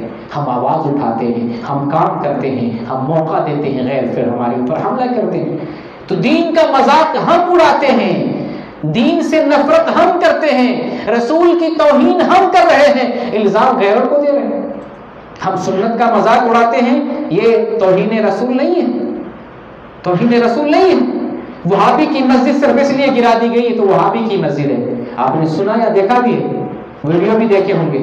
مسجد اس لیے دیوبندیوں نے، تبلیغی جماعت والوں نے اس لیے ڈھا دی کہ وہ اللہ کا گھر نہیں ہے، یہ وہابیوں کا گھر ہے، وہابیوں نے بنایا۔ انا للہ و انا الیہ راجعون۔ یہ سنت کی توہین نہیں ہے، یہ اللہ کی توہین ہے، رسول سے بھی اوپر اللہ کی توہین ہے، ہم اس پر دھیان نہیں دیتے۔ اور ایک ہندو جو رسول کی توہین کر رہے ہیں اس پہ واویلا مچا رہے ہیں، خود ہم سنتوں کا مذاق اڑاتے ہیں، خود ہم سنتوں پر ہنستے ہیں، ہنستے سنتوں پر مذاق اڑاتے ہیں، بے دینی اور جو ہے دین کے نام پر جو ہے ہم بے دینی پھیلاتے ہیں، رسول کی توہین کر رہے ہیں، اللہ کی توہین کر رہے ہیں۔ جہاں اگر تبلیغی جماعت والے ہو، اگر ہم وہاں پہنچ جائیں، قرآن کا درس دینے لگے، بگا دے گا اٹھا کے، کدھر سے وہابی آ گیا؟ فضائل اعمال پڑھو، یہ پڑھو فضائل اعمال، تبلیغی جماعت کی یہ کتاب ہے، یہ قرآن سائڈ رکھو۔ قرآن کی ہم توہین کر رہے ہیں، غیر مسلم توہین نہیں کرے گا میرے بھائی۔ وہ پہلو تو غیر مسلم کا اپنی جگہ پہ ہے ہی، وہ تو غیر مسلم ہے، وہ رسول کی عظمت کو کیا جانے؟ ہم تو جانتے ہیں نا، ہم تو مسلمان ہیں نا، ہم تو ایمان والے ہیں نا، ہمیں کس راستے پر چلنا ہے، ہمیں کون سی تعلیم فالو کرنی ہے، یہ ہمیں پتہ نہیں ہے۔ خود ہم رسول کی توہین کرتے ہیں، نعوذ باللہ اللہ کی توہین کرتے ہیں، اور نعوذ باللہ قرآن تک کی توہین کرتے ہیں۔ کسی بھی تبلیغی جماعت میں قرآن کا ترجمہ، تفسیر اور قرآن کی تعلیم آپ کو نہیں دینے دے گا، یہ میرا دعویٰ ہے، کیونکہ میں وہی پیدا ہوا، ایسے ہی گاؤں میں پیدا ہوا، زندگی بھر میں نے ایسے ہی دیکھا، یہی کام ہو رہا ہے۔ اس کے پاس ایک نصاب ہے، ایک سیلیبس ہے، فکس سیلیبس، جس میں ضعیف احادیث ہیں، موضوع احادیث ہیں، گڑے ہوئے واقعات ہیں، جھوٹی باتیں لکھی گئی ہیں، اس کا درس ہوگا۔ قرآن اگر لایا جائے نہیں، یہ نہیں چلے گا، یہ کتاب ہے، اسی کو پڑھنا پڑے گا، یہی ہمارے دین کا، تبلیغ کا، اسلام کا سیلیبس ہے۔ انہوں نے سیلیبس بنا لیا ہے اور چالاکی سے نام بھی بدل دیا، شروع میں نام تبلیغی نصاب رکھا تھا، جب اعتراض ہوا کہ تبلیغی نصاب کیسے، تبلیغ تو قرآن کی ہونی چاہیے، پھر جھٹ سے جو ہے کتاب کا نام ڈائیورٹ کر دیا، چینج کر دیا، اب نام رکھا فضائل اعمال۔ فضائل اعمال کے نام پر دھوکہ دیا جاتا ہے، جبکہ وہاں پر فضائل اعمال بھی نہیں ہونا چاہیے، اللہ کی کتاب ہونی چاہیے، قرآن کا درس ہونا چاہیے۔ بہرکیف تو میں یہ بتا رہا تھا، خود ہم سنت کی توہین کرتے ہیں، اور سنت کی توہین رسول کی توہین ہے، قرآن کی توہین کرتے ہیں، اور یہ قرآن کی توہین اللہ کی توہین ہے۔ ہم مسجدوں کی توہین کرتے ہیں، یہ توہین اللہ کی توہین ہے۔ کوئی وہابی بریلوی کی مسجد میں نماز پڑھ لے، پوری مسجد کو غسل دیا جاتا ہے، پوری مسجد کو صاف کیا جاتا ہے، دھلا جاتا ہے، یہ اللہ کی توہین نہیں ہے۔ آپ مسلمان کو ناپاک سمجھتے ہیں، اللہ کے رسول صلی اللہ علیہ وسلم نے فرمایا المؤمن لا ينجس، مومن ناپاک نہیں ہوتا، اور آپ مسجد کو دھو رہے ہیں، یہ تو اللہ کا گھر ہے۔ تو آپ سنت کی توہین کرتے ہیں، رسول کی توہین کرتے ہیں، اللہ کی توہین کرتے ہیں۔ غیروں کی بات ابھی نہ کریں، اپنی بات کریں، آپ کیا کرتے ہیں؟ آپ خود سنت رسول کی توہین کرتے ہیں، رسول کی توہین کرتے ہیں، اللہ کی توہین کرتے ہیں۔ ایسے لوگوں کو ہوش کا ناخن لینا چاہیے اور اپنے عملوں سے توبہ کرنا چاہیے، سیدھے راستے پر آنا چاہیے، محمد رسول اللہ کا جو راستہ ہے اس راستے پر آنا چاہیے۔ تو میں بتا رہا تھا کہ جنت کو جو راستہ ہے بڑا آسان راستہ ہے، لیکن کانٹوں بھرا راستہ ہے، پریشانی والا راستہ ہے، اور اس راستے پر چلتے ہوئے تکلیف ہوگی، پریشانی ہوگی، پریشانی سے آپ کو جنت ملے گی۔ ایک حدیث، پیاری سی حدیث میں آپ کو بتاؤں، بخاری کی حدیث ہے 5652 نمبر کی، ابن عباس رضی اللہ عنہما بیان کرتے ہیں، عطا بن ابی رباح سے بیان کرتے ہیں، وہ کہتے ہیں کیا میں تمہیں ایک جنتی عورت کو نہ دکھاؤں؟ جنت کی بات چل رہی ہے، جنتی عورت کو نہ دکھاؤں؟ ابن عباس رضی اللہ عنہ کہتے ہیں، تو عطا ابن رباح کہتے ہیں دکھائیے کہاں ہے جنتی عورت؟ وہ کہتے ہیں ایک کالی عورت۔ میں کہا ایمان کی دولت کے سامنے کالا ہو، کالی ہو، غریب ہو، کوئی معنی نہیں ہے۔ ایمان کا معنی ہے، ایمان کا مول ہے، ایمان جوہر ہے، قیمتی شے ہے اور بے مثال ہے، قیمتی اتنا کہ اس کو خرید نہیں سکتے ہیں، بیچ نہیں سکتے، اس کا کوئی مول نہیں لگا سکتا۔ اس بلڈنگ کی ایک قیمت لگے گی، اتنے میں ہم خریدیں گے۔ ایمان ایسی دولت ہے اس کی کوئی قیمت نہیں لگ سکتی، کوئی ناپ نہیں سکتا، کوئی تول نہیں سکتا، کوئی بیچ نہیں سکتا، کوئی خرید نہیں سکتا۔ ایمان وہ شے ہے ابن عباس کہتے ہیں کالی کلوٹی عورت رسول کریم صلی اللہ علیہ وسلم کی خدمت میں حاضر ہوتی ہے اور رسول اللہ صلی اللہ علیہ وسلم سے عرض کرتی ہے اللہ کے رسول مجھے مرگی کا دورہ پڑتا ہے، مرگی آتی ہے، اللہ تعالیٰ سے دعا کر دیجئے میں ٹھیک ہو جاؤں، شفا یاب ہو جاؤں، مجھے عافیت نصیب ہو جائے۔ رسول اللہ صلی اللہ علیہ وسلم ایک پیاری سی نصیحت کرتے ہیں، ایک بات چھوٹی بات ہے لیکن جنت میں لے جانے والی بات ہے۔ آپ نصیحت کرتے ہیں اگر تم چاہو تو صبر کر لو، اللہ تمہیں جنت دے گا۔ چھوٹی سی بات ہے، ایک پیاری بات۔ ہم جنت کا شوق دلانے کے لیے ہم مولوی ایک گھنٹہ تقریر کرتے ہیں، اثر نہیں کرتا۔ ہماری بھی کمزوری ہے، ہمارے کردار ایسے ہیں، ہمارے کیریکٹر ویسے ہیں، زمانہ ویسا ہے، ماحول ویسا۔ 2 گھنٹہ ایک مولوی ابھی یوٹیوب پہ دیکھیں کہ ایک مولوی کی تقریر 2 گھنٹے 4 گھنٹے 10 گھنٹے کی تقریر، سیریز پہ سیریز، جنت کی سیریز چلتی ہے، پہلا پارٹ دوسرا پارٹ، کوئی اثر نہیں ہوتا عوام پر، کوئی اثر نہیں۔ محمد رسول اللہ صلی اللہ علیہ وسلم نے ایک جملہ بیان کیا، ایک جملہ، ایک بات، اگر تم چاہو صبر کر لو تو اللہ تمہیں جنت دے گا۔ ایک بات کی نصیحت کی۔ عورت کیا کہتی ہے؟ کالی کلوٹی عورت، لیکن ایمان ہے، ایمان ہے، وہ کہتی ہے میں صبر کروں گی، مجھے جنت تو چاہیے، میں صبر کروں گی، میں صبر کروں گی، مجھے جنت چاہیے۔ پھر وہ عرض کرتی اللہ کے رسول میرا پردہ کھل جاتا ہے، میں برہنہ ہو جاتی ہوں، اللہ سے دعا کر دیجئے میرا لباس نہ کھلے۔ رسول کریم صلی اللہ علیہ وسلم اللہ سے عافیت کے لیے دعا کر دیتے ہیں، لیکن تکلیف پر، مرگی کے تکلیف پر وہ وعدہ کرتی اللہ کے رسول میں صبر کروں گی۔ اللہ کے رسول چاہتے دعا کر دیتے، ٹھیک ہو جاتی، کوئی پریشانی نہیں، کوئی جو ہے تکلیف نہیں، دنیاوی تکلیفوں سے، وہ جھنجھٹوں سے دور ہو جاتی، پریشانی سے بچ جاتی۔ لیکن تکلیف اس لیے گوارا کیا، مرگی کی پریشانی کو اس لیے گوارا کیا، رسول اللہ نے بتا دیا کہ اس پر تم صبر کرو گی تو تمہیں اللہ جنت دے گا۔ جنت پانے کا شوق دیکھیں، رسول کا ایک جملہ دیکھیں، وہ صبر کرنے کے لیے آمادہ ہو گئی اور صبر کرنے لگی۔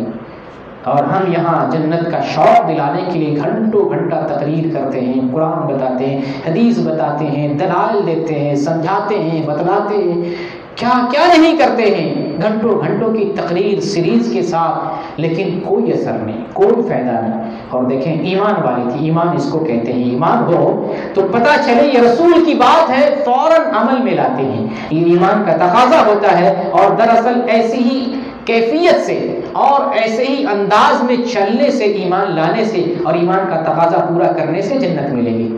کوئی حکم معلوم ہو، کوئی دین معلوم ہو، کوئی معاملہ معلوم ہو، دینی بات معلوم ہو، ہم یہ سوچیں کہ ٹھیک ہے، دیکھیں گے، سوچیں گے، عمل کر لیں گے، غور کریں گے، سوچیں گے۔ یہاں بہت سے لوگ ہمارے بھائی ہیں، شرک کرنے والے، بدعت کرنے والے، مزار پوجنے والے، غوث اور پیر کے ہاتھ پر بیعت کرنے والے۔ 10 سال 13 سال سے میں یہاں کام کر رہا ہوں، سعودی عرب میں تبلیغ کا کام، سمجھاتے رہے یہ شرک ہے، یہ بدعت ہے، یہ گمراہی ہے، یہ جہنم میں جانے کا راستہ ہے۔ وہ بتاتے ہیں سوچیں گے، بات کریں گے، گھر والوں سے پوچھیں گے، بیوی سے مشورہ کریں گے، تھوڑا سوچ لیتے ہیں، دیکھ لیتے ہیں، یعنی بہت سمجھانے کے بعد اس پوزیشن پہ آتا ہے۔ شروع میں تو سنتا ہی نہیں، کدھر وہابی، یہ تو جھوٹی بات ہے، آپ کی بات صحیح نہیں، ہم جو کر رہے ہیں وہی صحیح ہے، فاتحہ، درود، مزار، قبر، وہ یہی سب صحیح ہے، آپ جو بتا رہے ہیں یہ وہابیوں کا دین بناوٹی ہے، یہ دین صحیح نہیں ہے۔ لیکن جب سمجھاتے سمجھاتے اس لیول پہ آتے ہیں تب بھی سوچیں گے، غور کریں گے، دیکھیں گے، سمجھیں گے، گھر والوں سے مشورہ کریں گے۔ یہ ہماری پوزیشن، یعنی قرآن بتایا جائے، قرآن کھول کے بتاتے ہیں، دیکھو قرآن میں لکھا ہے رسول وفات پا گئے، سورہ زمر میں آیت نمبر 30 میں، غالباً 30 یا 130، نہیں مانیں گے، سوچیں گے، گھر والوں سے پوچھیں اپنے مولانا، ارے بھائی قرآن میں اللہ نے بتایا کہ انک میت، میت کس کو بولتے ہیں؟ میت تو گھر والے سے پوچھے گا، میت زندہ کو بولتے ہیں یا مردہ کو بولتے ہیں، گھر والے سے پوچھے گا، اس میں گھر والے سے مشورہ ہے۔ قرآن بتاتے ہیں، نہیں مانے گا، رسول انسان ہے، بشر ہے، بتاتے ہیں۔ قرآن میں اللہ تعالیٰ نے سورہ کہف میں آیت نمبر 110 میں ارشاد فرمایا انما انا بشر مثلکم، انما انا بشر مثلکم، میں تم جیسا انسان نہیں۔ آپ کی بات صحیح نہیں، میں مفتی سے پوچھوں گا، میں اپنے، ارے بھائی قرآن بتا رہا ہے، اللہ بتا رہا ہے، پیدا کرنے والا اللہ ہے، پیدا کرنے والا بتا رہا میں نے کیا پیدا کیا، کیا بنایا۔ جیسے کوئی انسان اس میک کو بنائے، کہے میں لوہے سے بنایا، کوئی دوسرا کہے نہیں یہ پلاسٹک کا ہے، کس کی بات ترجیح دی جائے گی، کس کی بات صحیح مانی جائے گی؟ جو بنا رہا اللہ خالق ہے، مالک ہے، رازق ہے، بنانے والا، اللہ کی بات کو ٹھکرا رہے ہیں۔ قرآن کو صاف لفظوں میں ٹھکرایا جاتا ہے۔ اپنے مولوی سے پوچھیں گے، اپنے عالم سے پوچھیں گے، اپنے کتاب میں تحقیق کریں گے، یہ رسول کی توہین نہیں ہے، یہ قرآن کی توہین نہیں ہے، یہ اللہ کی توہین نہیں ہے۔ اس جانب ہماری توجہ ہی نہیں جاتی، ہم صرف اس کو دیکھتے ہیں کہ غیر مسلم نے رسول کی توہین کر دی، ہم اس کو دیکھتے ہیں کہ کافر نے رسول کی توہین کر دی۔ ہم دن رات رسول کی توہین کر رہے ہیں، قرآن کی توہین کر رہے ہیں، سنت کی توہین کر رہے ہیں، اللہ کی توہین کر رہے ہیں، ذرہ برابر بھی فرق نہیں پڑتا، احساس نہیں ہے، احساس تک نہیں ہے۔ تو رسول اللہ صلی اللہ علیہ وسلم نے جو اس عورت سے کہا اگر تم صبر کرو گی تو جنت ملے گی، اور اس عورت نے عہد کر لیا، آمادہ ہو گئی کہ میں ٹھیک ہے میں صبر کروں گی، اللہ سے بس کپڑا نہ کھلے، اللہ سے بس اتنی دعا کر دیں تاکہ میں ٹھیک ہو جاؤں۔ اللہ کے رسول نے اس کے لیے دعا کر دی۔ ان ساری باتوں کا خلاصہ یہ ہے کہ ہمیں اسلام کا راستہ معلوم کرنا ہے، جو جنت کی طرف جا رہا ہے وہ اسلام کا راستہ، ایمان کا راستہ، جسے اللہ نے فرمایا وَأَنَّ هَذَا صِرَاطِي مُسْتَقِيمًا فَاتَّبِعُوهُ وَلَا تَتَّبِعُوا السُّبُلَ، یہ میرا سیدھا راستہ ہے، یہی راستہ جنت کی طرف لے جاتا ہے۔ تو ایمان کا جو راستہ ہے، اسلام کا راستہ، اس کو ہمیں جاننا ہے، اس کو ہمیں سمجھنا ہے، ایمان سمجھنا ہے، عمل صالح سمجھنا ہے، اس کے لیے ہمیں علم کی ضرورت ہے۔ اور آپ قابل مبارکباد ہیں، اور اس سے پہلے ہمارے شیخ ابو سعید حفظہ اللہ قابل مبارکباد ہیں جو آپ کے لیے اس طرح کا پروگرام ارینج کرتے ہیں، یہاں پہ جو دعات ہیں آپ کے لیے محنت کرتے ہیں، گاڑی بھیجتے ہیں، بلاتے ہیں، پھر یہاں کھانے کا اور بہت ساری چیزوں کا انتظام کرتے ہیں۔ اللہ تعالیٰ شیخ کی عمر میں برکت دے اور آپ کی دینی کاوشوں کو قبول فرمائے اور آخرت میں نجات کا ذریعہ بنائے۔ آپ سب لوگ بھی مشکور اور ممنون ہیں کہ آپ آتے ہیں اور دین سیکھتے ہیں، پتہ نہیں کس بات سے آپ کا دل بدل جائے، آپ کی نیت اچھی ہو جائے، آپ کی نیت پختہ ہو جائے، ایمان پہ جم جائے، ایمان پہ ثابت قدم ہو جائے، توحید بیدار ہو جائے، ایمان کی غیرت اور حمیت پیدا ہو جائے، اور اسی دن سے اسی جذبے سے ایمان والا سچا پکا مسلمان بن جائے۔ پتہ نہیں دل بدلنے میں وقت نہیں لگتا، اللہ تعالیٰ کے دو انگلیوں کے درمیان دل ہے، اللہ کبھی ایمان کی طرف پھیر دیا، کبھی دوسری طرف پھیر دیا۔ اللہ سے اطاعت اور ایمان کی طرف پھیرنے کی دعا کرتے رہنا چاہیے۔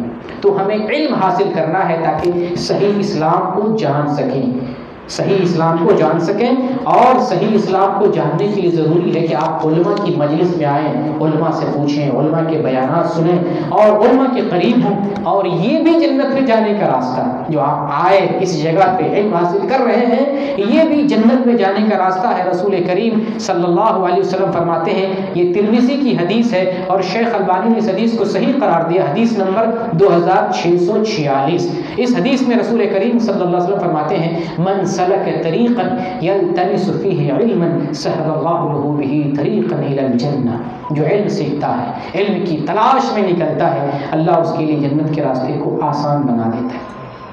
آپ عمل کب کریں گے؟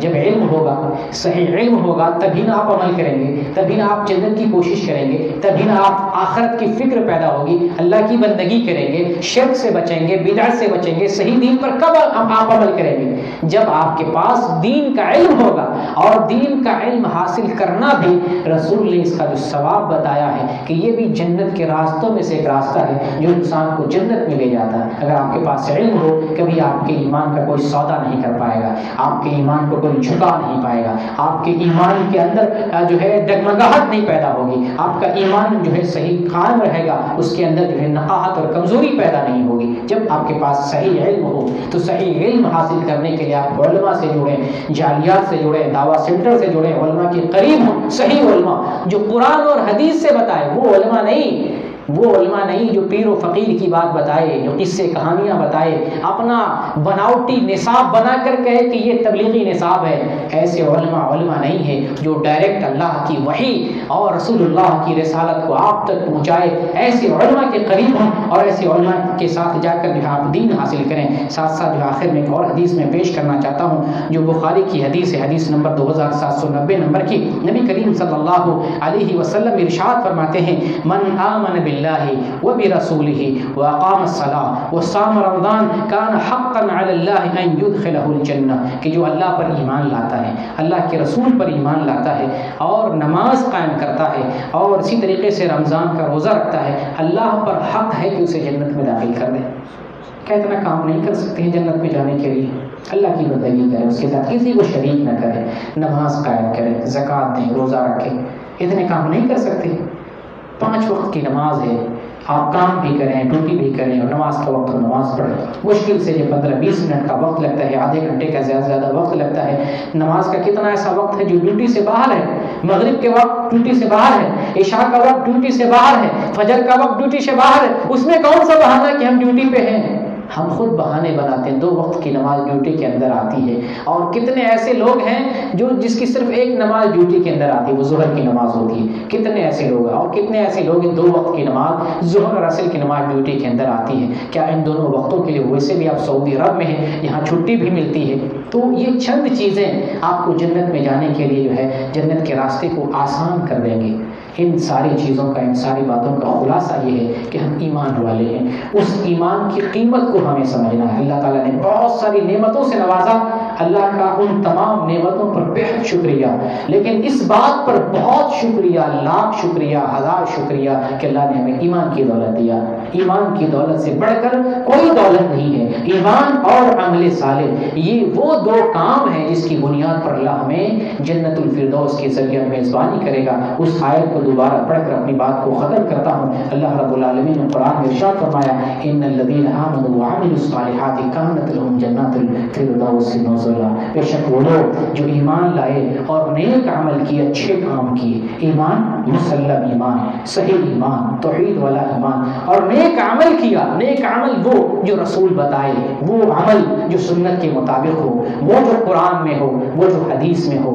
ہم اپنی طبیعت سے کوئی سنت ایجاد نہیں کریں گے، اپنی مرضی سے کسی بات کو دین نہیں بنائیں گے، اپنی مرضی کے دین کو سنت کا نام نہیں دیں گے، اپنے بنائے ہوئے طریقے راستے کو سنت نہیں کہیں گے. جو خود کو سنی کہتے ہیں وہ بناوٹی سنی ہے. سنی وہ ہے اصل سنی جو قرآن اور حدیث کو مانتے ہیں، قرآن اور حدیث کی دلیل کی پیروی کرتے ہیں. تو بے شک وہ لوگ جو ایمان لائے اور نیک عمل کیے، بے شک اللہ تعالیٰ ان کی میزبانی جنتوں والے، باغوں والے جنت الفردوس سے کرے گا. اللہ رب العالمین سے دعا کرتے ہیں بار الہ اس باغوں والی جنت میں ہم سب کا جانا مقدر فرما دے. اللہم آمین یا رب العالمین. اللہ رب العالمین ہم سب کے گناہوں کو معاف فرما دے. اللہ تعالیٰ ہم نے سابقہ زندگی میں جو کوتاہیاں کی ہیں، اللہ ان کوتاہیوں کو اپنے عفو سے، اپنے فضل سے معاف فرما دے. اللہ جو ہماری بقیہ زندگی ہے، آنے والی زندگی ہے، اپنے توفیق سے، اپنے فضل سے بہتر بنا دے. اپنی عبادت کرنے والا، خالص تیری بندگی کرنے والا بنا دے. ہم سب لوگوں کو توحید سے بچا، شرک سے بچا دے اور بدعت سے بچا دے. بار الہ تیرے اختیار میں ساری چیزیں ہیں. بار الہ دنیا میں اگر ہمیں کچھ نہ دے لیکن ہمارے ایمان کی حفاظت فرما دے، اور اسی ایمان پر ہم سب لوگوں کا خاتمہ فرما دے. آمین. وآخر دعوانا ان الحمد للہ رب العالمین. جزاکم اللہ خیر.